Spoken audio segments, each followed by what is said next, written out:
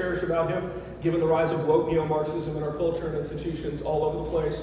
And so I love Spurgeon particularly for that emphasis.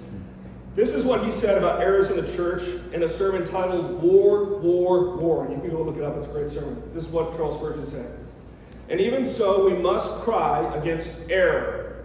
It is the preacher's business, Sabbath after Sabbath, and weekday after weekday, to preach the whole gospel of God and to vindicate the truth as it is in Jesus from the opposition of man. Thousands are the heresies which now beset the church. O children of God, fight the Lord's battles for truth. I think we live in an age which would embarrass our forefathers in the faith for want of courage and clarity in the church today. Compared to the great men of the Reformation and the Puritans, we look like pansies. In the face of neo-Marxism flooding our churches and seminaries and institutions, the demonic forces of transgenderism receiving praise and adoration from our government officials and corporations, and widespread sins of all varieties, what have we been instructed to do as leaders of the church, as Christians? Jesus is neither left nor right. We are told that we have to be careful to maintain our public witness. And above all, we have to maintain a posture of winsomeness. So what is winsomeness then? Perhaps no institution better captures the word winsome than the one who really mainstreamed the term in the 1980s. According to a simple Google Ngram search, that's a way you can kind of see the popularity of words over time. The word winsome reached peak popularity in the American discourse in the early 20th century, 1900s. Fell out of favor, came back into favor in the mid-20th century. You got Billy Graham who said something like this: be attractive and winsome, but do not compromise your convictions for the sake of popularity. Fair enough.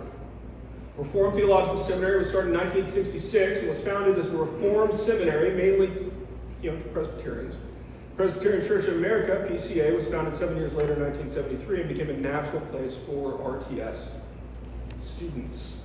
In the 1980s, after seeing a lot of the schematics, often found in more orthodox denominations, and a very factitious orientation of those in maybe the Christian Reconstructionist movements, figures such as like Rushdoony, I am sure that the leaders at RTS found winsome much more appealing.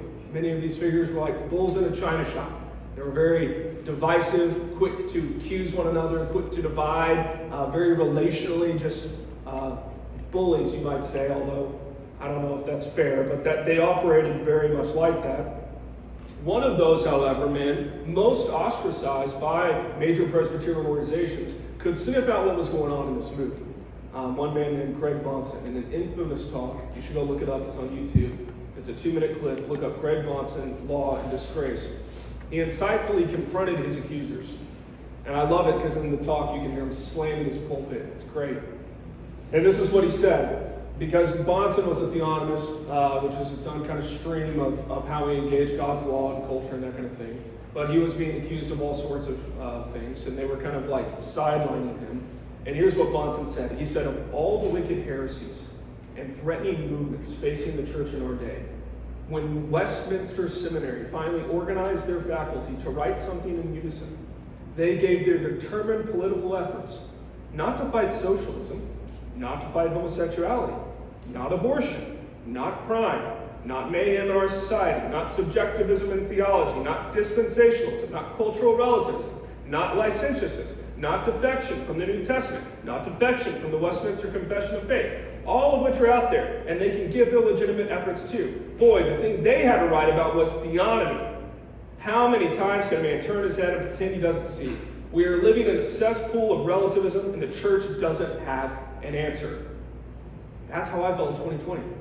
What are we doing? And this is what the church continues, many big evangelical leaders tend to do today as well, with a topic that's a fairly hot topic, Christian nationalism. They do the same thing. That's the biggest threat facing our church. Really, anyone with two eyes in their heads can see that's not the truth. Thank you for watching. Please like and subscribe and share with a friend. Truth matters.